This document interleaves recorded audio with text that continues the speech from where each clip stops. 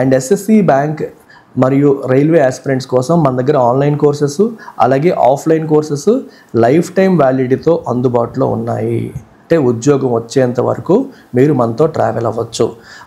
ఆఫ్లైన్లో అందరూ life time ఇస్తారు, మనం ఆన్లైన్లో కూడా లైఫ్ టైం ఇస్తున్నాం. అండ్ ఇంకొక బ్యూటీ ఏంటంటే ఆఫ్లైన్ జాయిన్ అయిన వాళ్ళకి ఆన్లైన్ అనేది ఫ్రీగా ఇస్తున్నాం. ఎవరైతే మన దగ్గర ఆఫ్లైన్ జాయిన్ అవుతారో దే గెట్ ఆన్లైన్ ఫ్రీ. ఇప్పుడు మన దగ్గర ఆఫ్లైన్ బ్యాంక్ ఇన్ఫినిటీ జాయిన్ అయితే ఆన్లైన్ బ్యాంక్ ఇన్ఫినిటీ ఫ్రీ వస్తుంది. అంటే 15,000 రూపాయలు పెట్టి మీరు ఇక్కడ జాయిన్ అయితే 12,000 రూపాయలు ఆన్లైన్ బ్యాంక్ ఇన్ఫినిటీ ఫ్రీ వస్తుంది.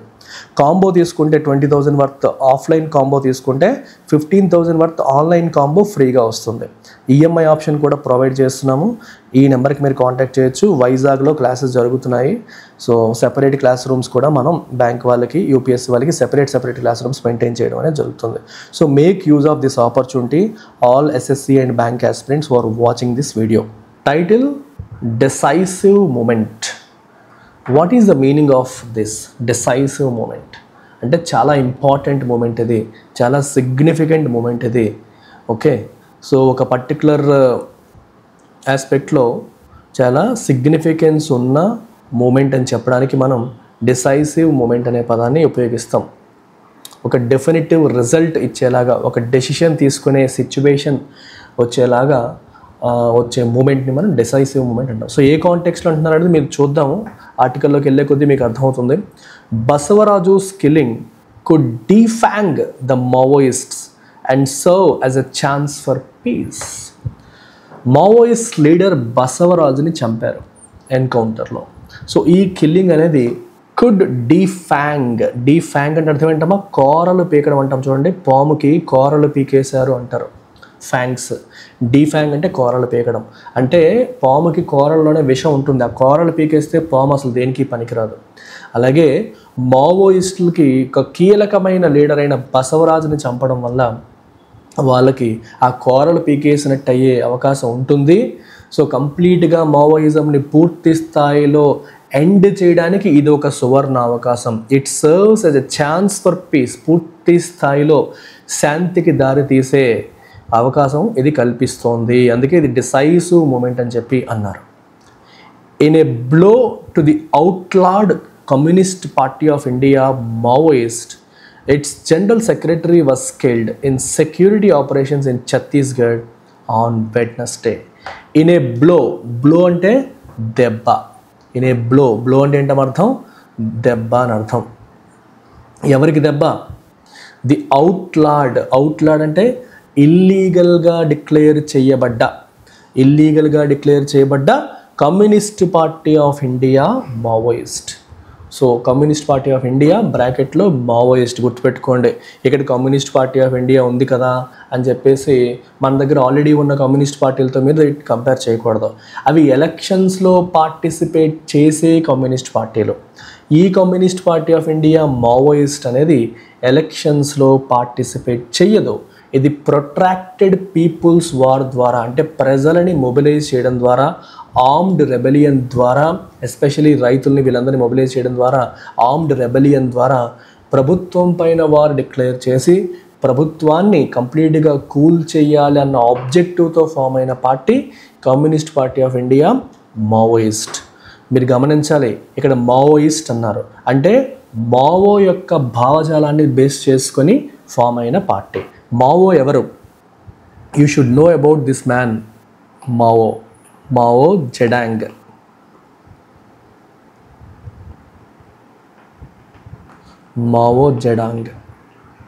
సో మావో జెడాంగ్ ఈయన మనకి చైనాలో, ఇప్పుడు మీరు చూస్తున్న చైనాలో 1928-29 ఆ ప్రాంతం నుంచి 1949 వరకు కూడా దేర్ వాజ్ సివిల్ వార్. అంటే అంతర్యుద్ధం జరిగింది.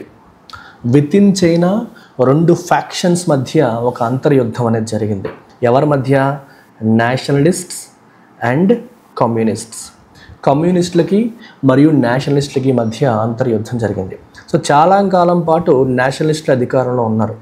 కానీ 1949లో కమ్యూనిస్టులు డిసైసివ్గా నేషనలిస్టులను ఓడించి గెలిచారు. ఈ కమ్యూనిస్టులకి నాయకత్వం వహించింది ఎవరు అంటే మావో. సో ఈ కమ్యూనిస్టులు నేషనలిస్టుని ఓడించడంలో ప్రధాన పాత్ర పోషించింది ఎవరు అంటే పీజెంట్స్ అంటే రైతులు. సో నేషనలిస్ట్ యొక్క విధానాలు రైతులకి నష్టం కలిగించడం వల్ల మావో జెడాంగ్ రైతుల్ని మొబిలైజ్ చేయగలిగారు.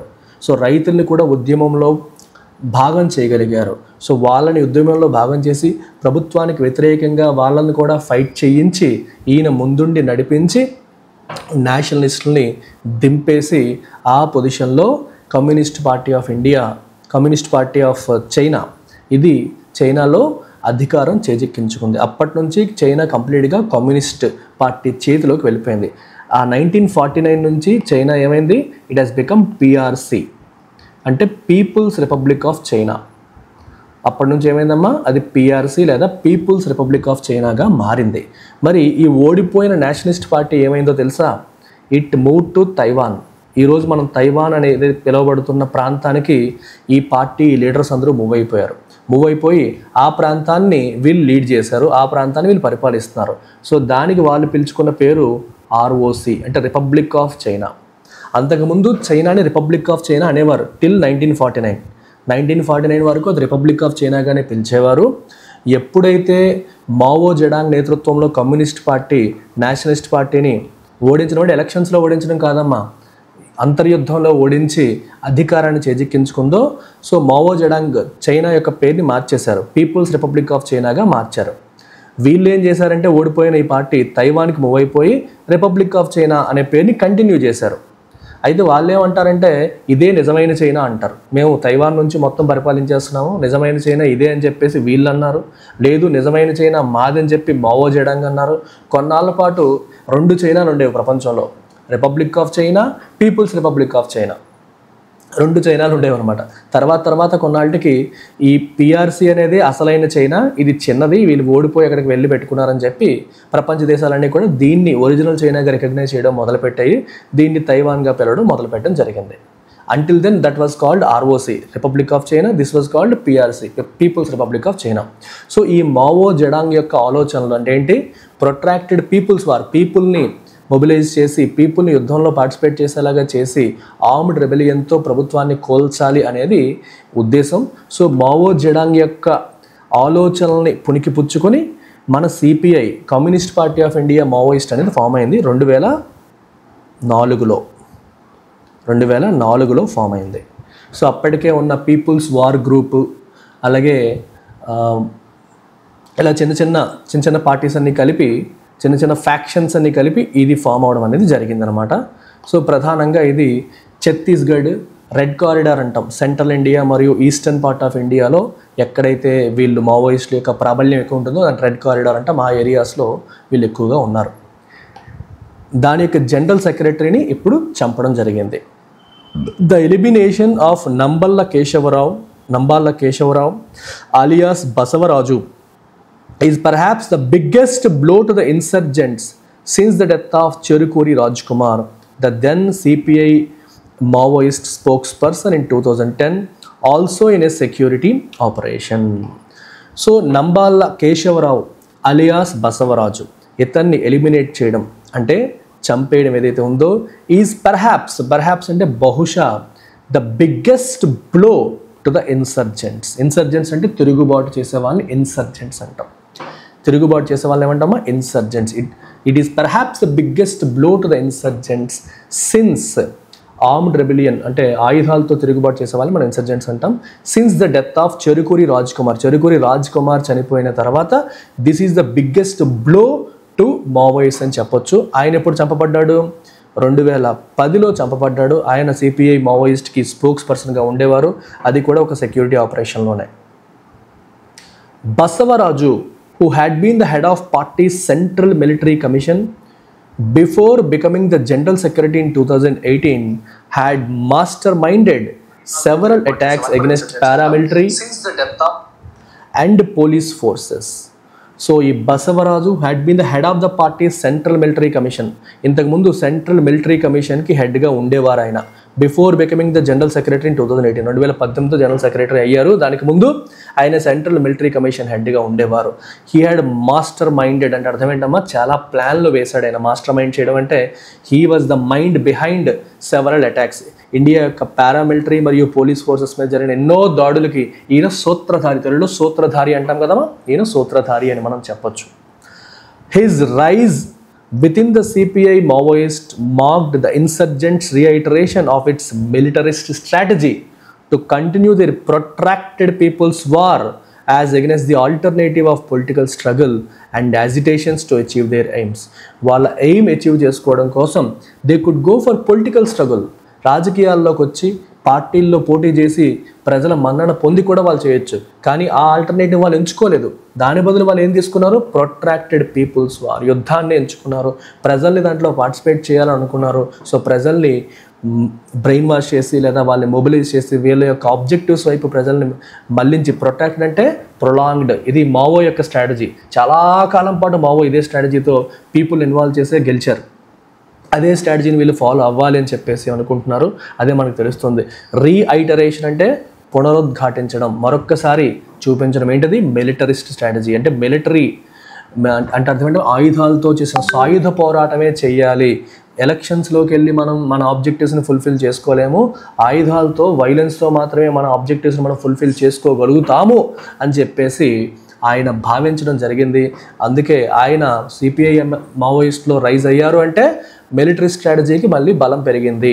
అంటే సాయుధ పోరాటానికి వాళ్ళు ఇంపార్టెన్స్ ఎక్కువ ఇస్తారనే విషయం మరొకసారి తేటతెల్లమైంది.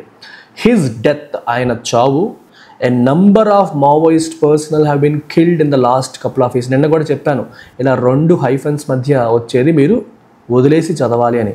సో ఎలా చదవాలి ఇప్పుడు? His death represents the failure of this strategy. ఆయన చావు ఆ స్ట్రాటజీ ఫెయిల్యూర్ని రిప్రజెంట్ చేస్తుంది. మరి మధ్యలో ఉన్నదేంటి? సమ్ ఎడిషనల్ ఇన్ఫర్మేషన్, అది కూడా చదివేద్దాం.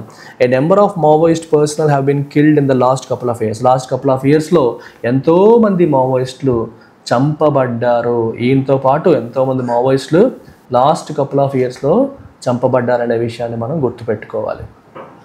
ఈయనే కాదు, ఈయనతో పాటు చాలామంది చనిపోయారు. ఈయన ఇప్పుడు చనిపోయారు, ఈయనతో పాటు చాలామంది లాస్ట్ కపుల్ ఆఫ్ ఇయర్స్లో చనిపోవడం అనేది జరిగింది.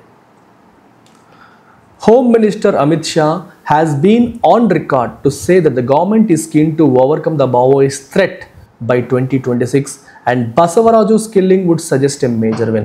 2026 కల్లా మావోయిస్ట్ థ్రెట్ని కంప్లీట్గా ఎలిమినేట్ చెయ్యాలనేది గవర్నమెంట్ యొక్క ఉద్దేశంగా అమిత్ షా గారు చెప్పడం జరిగింది.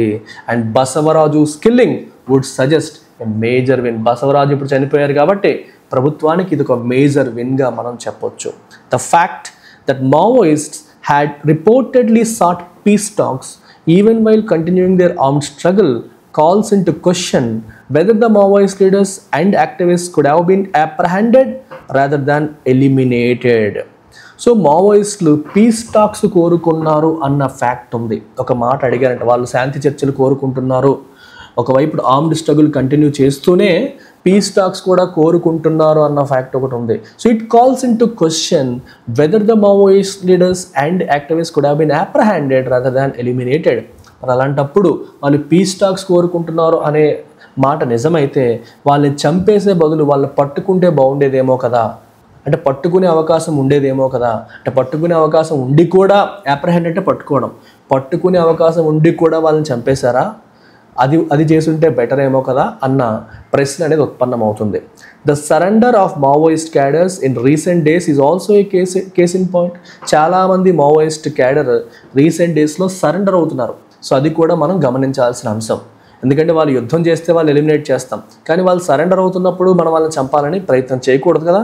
But it is also well understood that the senior Maoist cadre with roots in the People's War Naxalite movement in United Andhra Pradesh have shown little inclination to give up their armed struggle and such encounters are perhaps inevitable.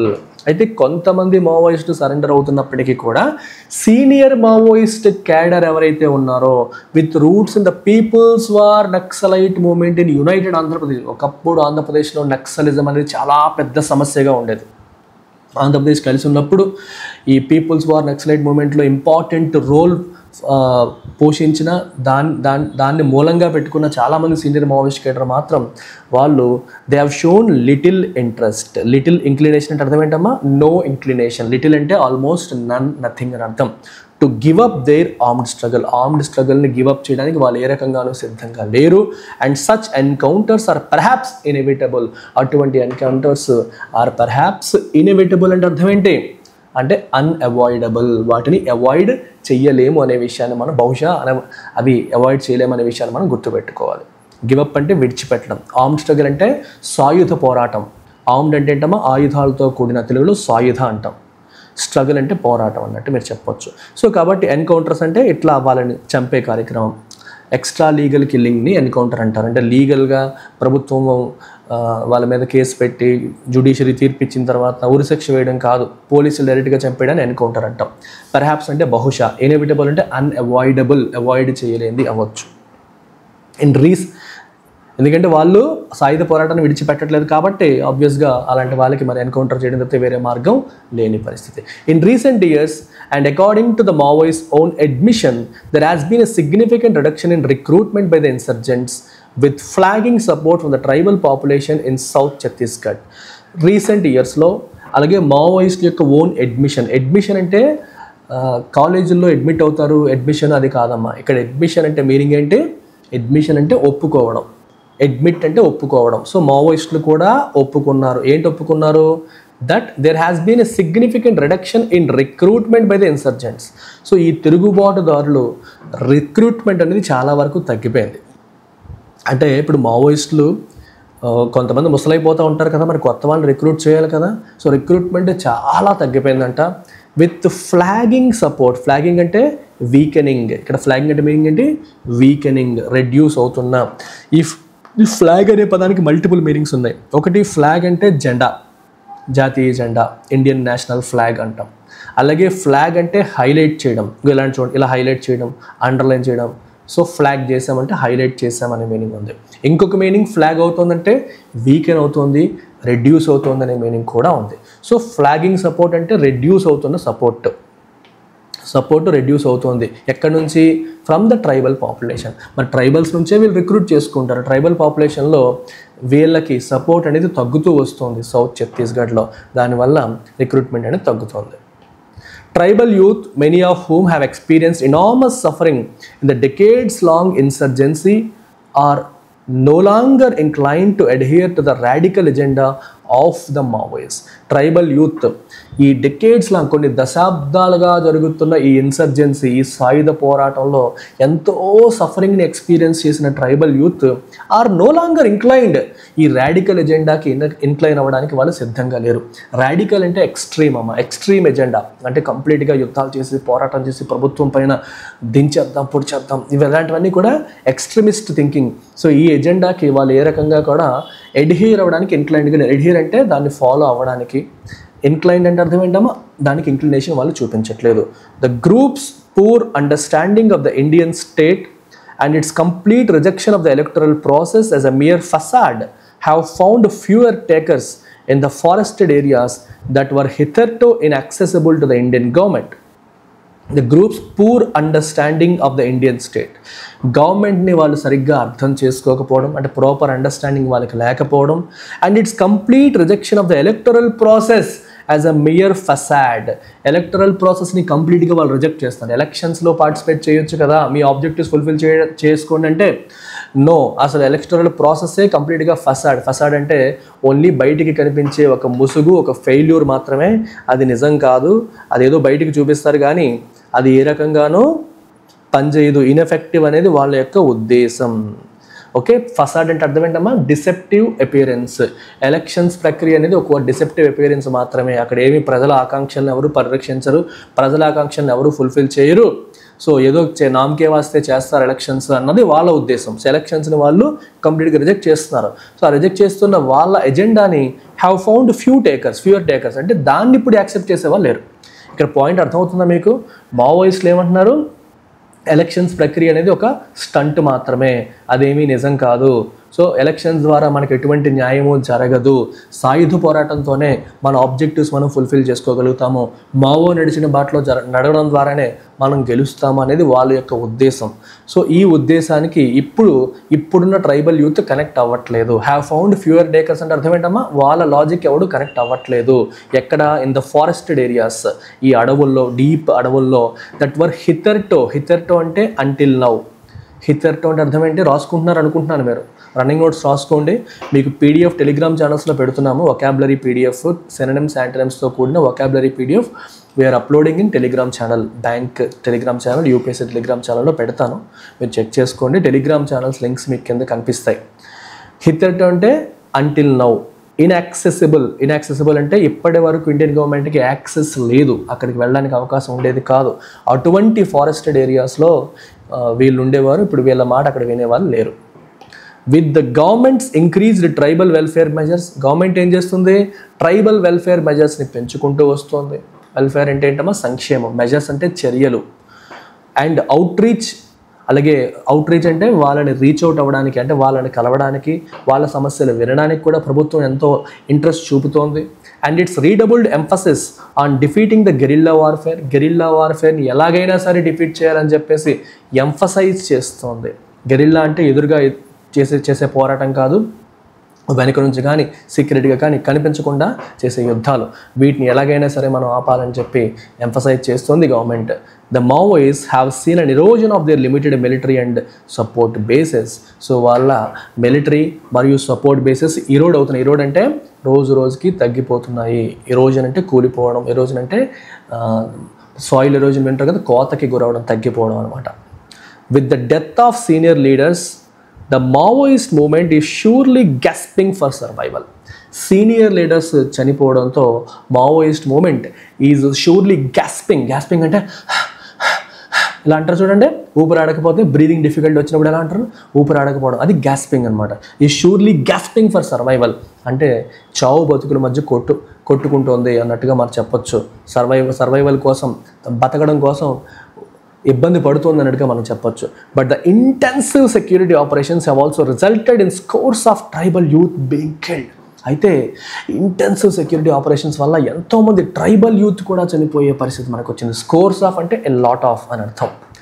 The government should use this situation to renew its call for peace talks, to pressure the Maoists to abandon their armed struggle rather than continue the policy of annihilation, as that could only engender fresh resentment among the tribal people.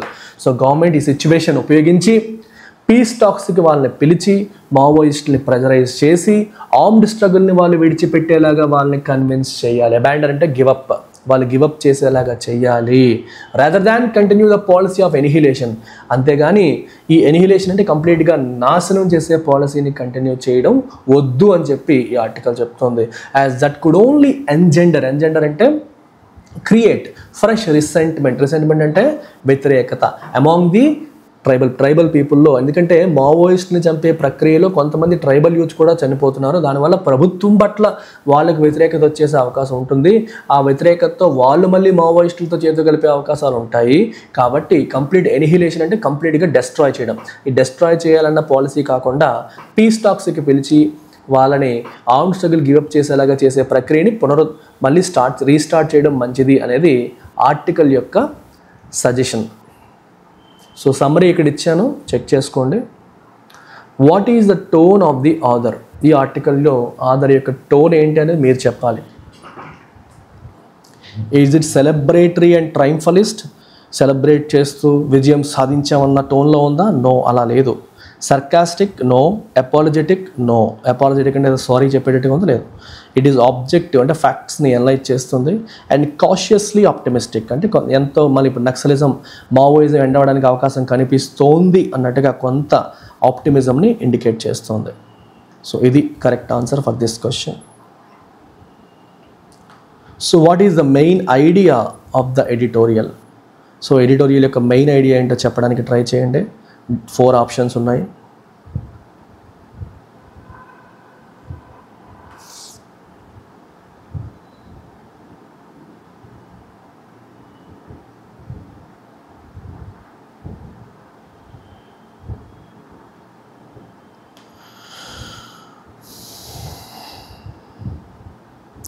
And ఇప్పటి వరకు like చేయని వాళ్ళు first like చేసేయండి అమ్మా. Like చేయని వాళ్ళు like చేయండి and then continue watching it.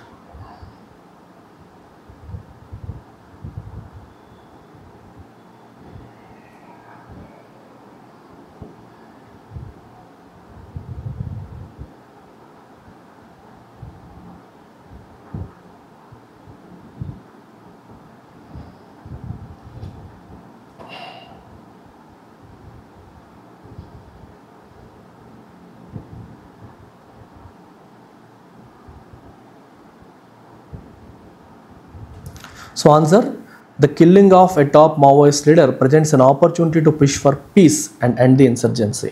ఇన్సర్జెన్సీని end చేయడానికి, పీస్ కోసం పుష్ చేయడానికి ఇది ఒక ఆపర్చునిటీని ప్రజెంట్ చేస్తోంది. నెక్స్ట్ ఇన్ఫరెన్స్ ట్రై చేయండి.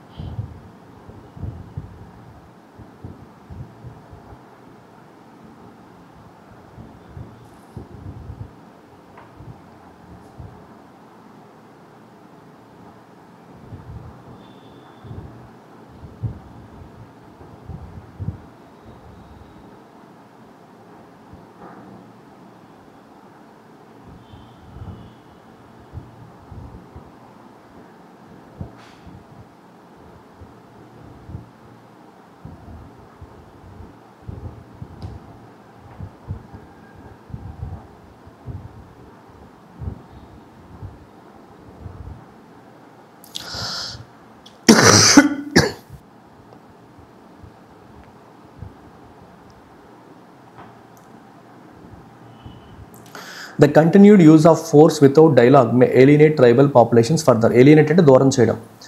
సో ఫోర్స్ని యూజ్ చేస్తూ చర్చలు లేకుండా వెళ్తే మనకి ట్రైబల్ పాపులేషన్ మనకి ఇంకా దూరం అయ్యే అవకాశం ఉంటుంది అనేది point. Try this. Assumption, other assumption ఏంటి?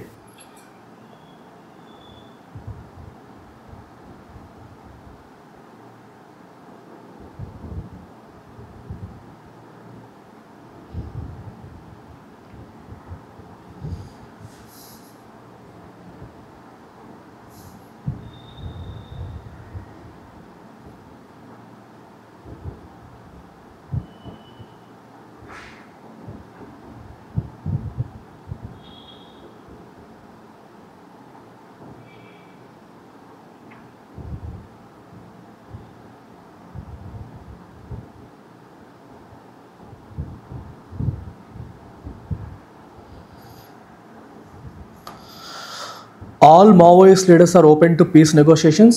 No. Military action alone is sufficient? మీకు చాలాసార్లు చెప్పానమ్మా, ఇలాంటివి ఎప్పుడు కూడా ఎక్స్ట్రీమ్ ఆన్సర్స్ కరెక్ట్ కాదు. Military action alone is not sufficient. Tribal population support is crucial to survival of Maoist movement. Absolutely, this is correct. అంటే tribal population support చేస్తేనే Maoist moment survive అవుతుంది. కాబట్టి ట్రైబల్ పాపులేషన్ సపోర్ట్ వాళ్ళకి ఉండకుండా మనం చూడాలి. ఇప్పుడు మావోయిస్టు మీద ప్రభుత్వం చేస్తున్న యుద్ధంలో కొంతమంది ట్రైబల్ పాపులేషన్ కూడా చనిపోతున్నారు. సో ట్రైబల్ యూత్ గవర్నమెంట్ ఆపరేషన్స్లో చనిపోవడం వల్ల ఏమవుతుంది, వాళ్ళు మావోయిస్టులకు సపోర్ట్ చేసే అవకాశం ఉంటుంది.